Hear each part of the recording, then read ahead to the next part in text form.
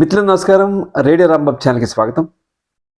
ఇప్పుడు మీకు ప్రస్తుతం నెట్ఫ్లిక్స్లో స్ట్రీమ్ అవుతున్నటువంటి IC-814 the Kandahar hijack series మీరు చూసే ఉంటారు. దాని గురించి కొన్ని విషయాలు చెప్దాం అనుకుంటున్నాను. ఈ సిరీసు అనుభవ సినిమా డైరెక్ట్ చేశాడు.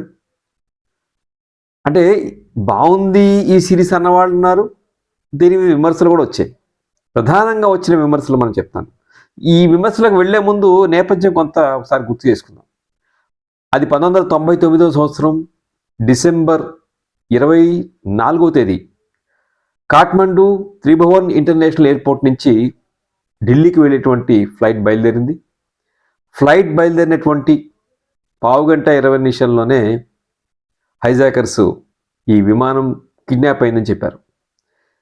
దేవి శరణ్ అప్పుడు కెప్టెన్గా ఉన్నారు.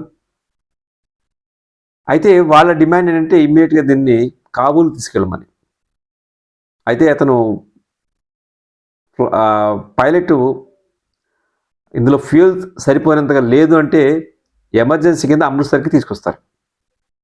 అమృత్సర్ తీసుకొచ్చే లోపల సరే పై వాళ్ళందరికీ తెలుస్తుంది, ఒక క్రైసిస్ మేనేజ్మెంట్ గ్రూప్ ఏర్పాటు చేస్తారు. అమృత్సర్లో రీఫ్యూయలింగ్ కొంచెం లేట్ చేయండి అని చెప్తారు. అయిలోగా హైజాకర్స్ ఎవరైతే ఉన్నారో వాళ్ళు హర్కతుల్ ముజాహిద్దీన్ అనేటువంటి ఒక గ్రూపు చెందినవారు.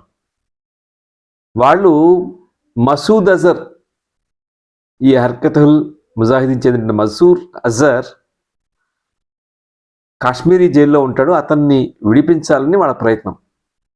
అక్కడ అమృత్సర్లో ఈ విమానం దిగినప్పుడు రీఫ్యూయల్ చేసి వెంటనే బయలుదేరాలని వాళ్ళు హైజాకర్స్ కెప్టెన్ తొందరపెడతారు. ఎలానే కాస్త డిలే చేయాలని కెప్టెన్ కోరతారు.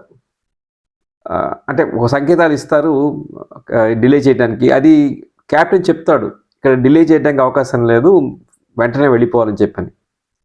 సో పూర్తి స్థాయిలో రీఫ్యూయలింగ్ అవ్వకుండానే అంటే 4:30 ప్రాంతాల్లో కాఠ్మండులో బయలుదేరింది. 6 నుంచి ఒక 40 నిమిషాలు 6 గంటలు 6:15 టైంకి అమృత్సర్లో దిగుతుంది. అక్కడి నుంచి వెంటనే లాహోర్కి వెళ్ళిపోతుంది.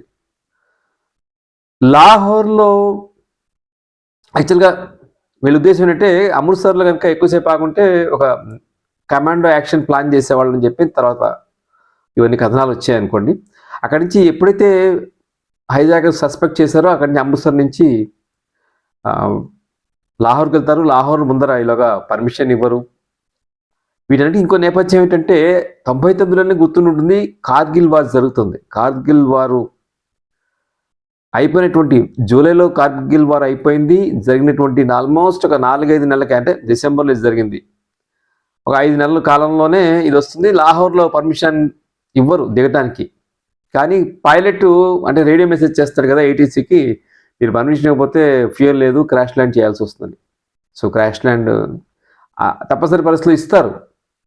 ఈలోగా భారత ప్రభుత్వం పాకిస్తాన్ అథారిటీస్తో చేసినటువంటి ప్రయత్నాలు కూడా అంత ఫలించవు.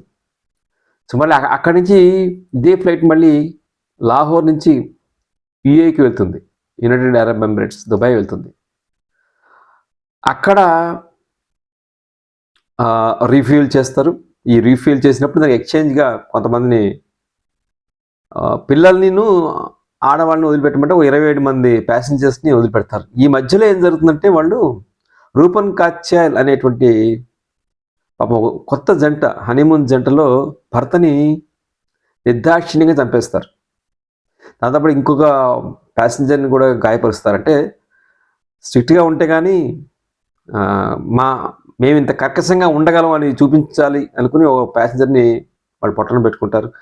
చాలా నిర్దాక్షిణ్యంగా ఆ బాడీని ఫ్లైట్లోంచి గిరాటేసినట్టుగా చెప్తారు. అక్కడి నుంచి కాబూల్ వెళ్దాం అనుకుంటారు. కాబూల్లో నైట్ ల్యాండింగ్కి సౌకర్యం లేదు. అందుకని పొద్దున్న 6ంటికి బయలుదేరి కాంధార్ వెళ్తారు. సో కాంధార్ అంతా కూడా మరి తాలిబాన్ గవర్నమెంట్ ఆఫ్ఘనిస్తాన్లో అప్పుడు. సో ఇది ఈ 24న బయలుదేరిన IC-814 కాంధార్లో 25 మార్నింగ్ చేరిన తర్వాత డిసెంబర్ 31, 99వ సంవత్సరం 1999వ సంవత్సరం నాటికి కానీ, అంటే 8 రోజులు ఈ హైజాక్ డ్రామా నడుస్తుంది. సరే హైజాకర్ డిమాండ్స్, దానికి క్రైసిస్ మేనేజ్మెంట్ గ్రూపు, అప్పటి ప్రభుత్వం వాళ్ళు అడిగినటువంటి ముగ్గురు తీవ్రవాదులు మసూద్ అజర్, అహ్మద్ ఒమర్ షేక్, ముస్తాక్ జర్గరి, ఈ ముగ్గురు చాలా డ్రెడెడ్ టెర్రరిస్ట్ అంటారు కదా, అలాంటి వాళ్ళు. వీళ్ళు దాంతోపాటుగా ఈ హర్కతుల్ ముజాహిదీన్ కీలక నాయకుడు సజ్జాద్ ఆఫ్ఘనీ అంతకుముందే ఎన్కౌంటర్ అవుతాడు. అతని బాడీ కూడా కావాలంటారు. $200 మిలియన్ కూడా డిమాండ్ చేస్తారు. అయితే Taliban government foreign minister Wakil Ahmad Muttawakil, అది అనే ఇస్లామిక్, దానిలేమో మీ ముగ్గురు టెర్రరిస్టులు మాత్రమే అంటారు. ముందు 36 టెర్రరిస్టులు అంటారు. అది కుదరదంటే ముగ్గురికి వాళ్ళు తీసుకొస్తారు. ఇది కథ. అప్పటి విదేశాంగ మంత్రి వాళ్ళు తీసుకురావడం అంతా సరే, దాని విమర్శలు అన్ని పక్కన పెట్టేస్తే ఇది కథ. ఈ కథాంశాన్ని అంటే 25 ఏళ్ల క్రితం జరిగినటువంటి ఈ హైజాక్ డ్రామాని మళ్ళీ నెట్ఫ్లిక్స్ అనుభవ్ సిన్హా డైరెక్షన్లో నిర్మించింది. అంటే Anubhav Sinha production company, Benaras art works అని ఇంకో కంపెనీ కలిసి నిర్మించారు. అయితే సో దీని మీద కొంతమంది విమర్శలు వచ్చినాయి. అందులో ఏంటంటే, ఒక విమర్శ ఏమిటంటే, ఈ విమర్శ ఇంటర్నెట్ యూజర్స్ అందరూ చాలామంది చేసిందంటే, అందులో టెర్రరిస్టులు వాళ్ళ పేర్లు ఉపయోగించకుండా కోడ్ నేమ్స్ వాడతారు. బర్గర్, డాక్టర్, భోలా ఇట్లాంటి పేర్లు వాడతారు. సో దీనికి చాలామంది అబ్జెక్షన్ పెట్టారు. వాళ్ళ పేర్లు అసలు పేర్లు ఎందుకు వాడన్నప్పుడు సరే ministry of information broadcasting Netflix అథారిటీస్ని పిలిచి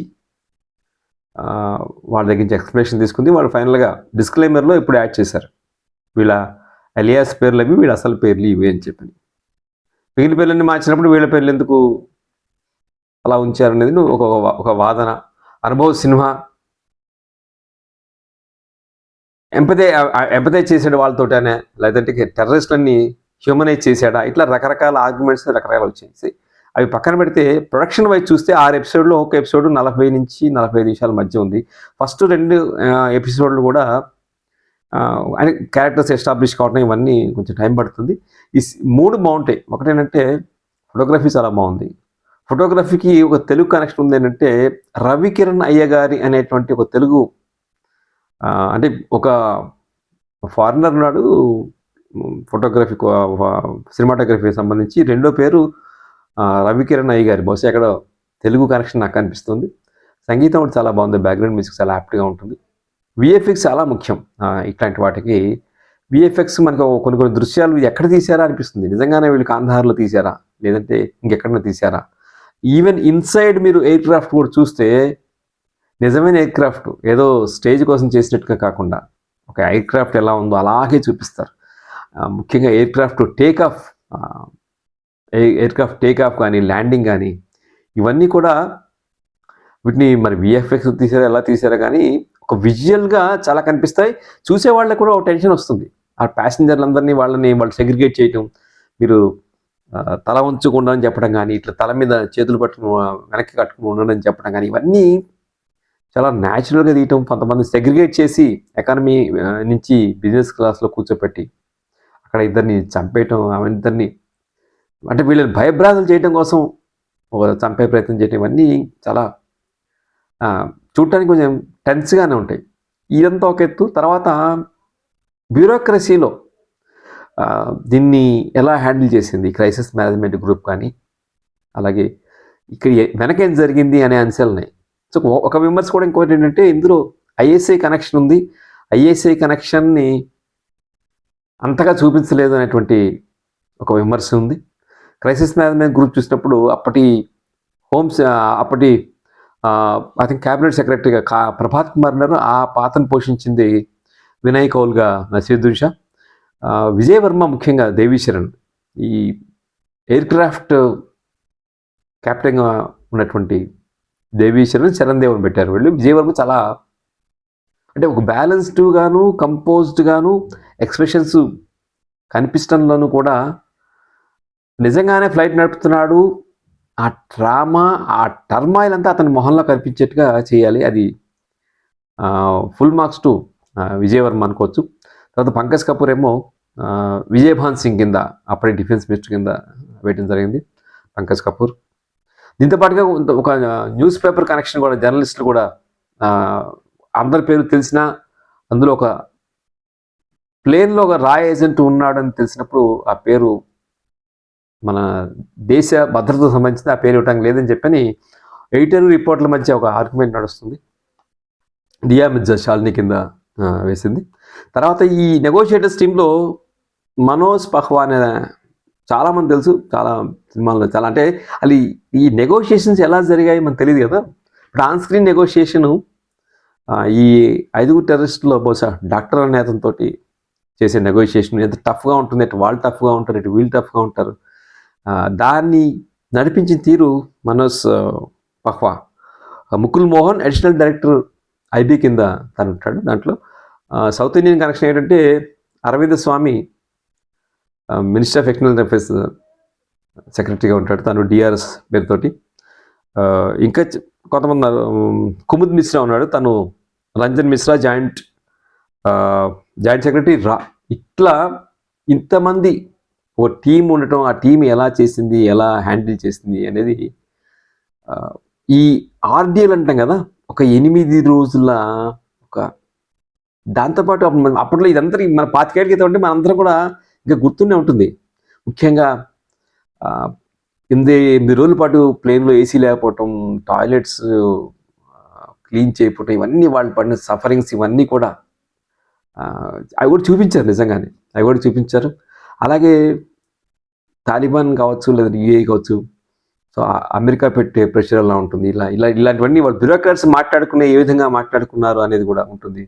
చివరికి బ్యూరోక్రాట్స్ అందరూ మనం స్కేప్ కోర్టు దీనికి అమృత్సర్లో క్యాప్టెన్ ఫెయిల్యూరు వెంటనే డిలే చేయకుండా తీసుకెళ్ళిపోవటం దేవి శరణ్ చేసినట్టు మిస్టేక్, కాబట్టి అతనే స్కేప్ కోర్టు అని చెప్పి బ్యూరోక్రాట్స్ నిర్ణయించడం, ఇట్లా చాలా అంశాలు మనకు కనిపిస్తాయి. ఇంత క్రైసిస్లోనూ వాళ్ళు కాఫీ గురించి, టీ గురించి, నువ్వు సౌత్ ఇండియన్వి, మీరు కాఫీ తాగుతారు కదా, టీ ఎందుకు తాగుతారని అడగటం, ఇట్లాంటివన్నీ చాలా రిలాక్స్ అట్మాస్ఫియర్లో. బయట ఇంత టెన్షన్ ఉంటే వాళ్ళు రిలాక్స్గా ఉన్నట్టు చూపిస్తాం. ఇవన్నీ అనుభవ్ సిన్హా తన అనుభవంతో చూపించాడేమో అని చెప్పి అనిపిస్తుంది.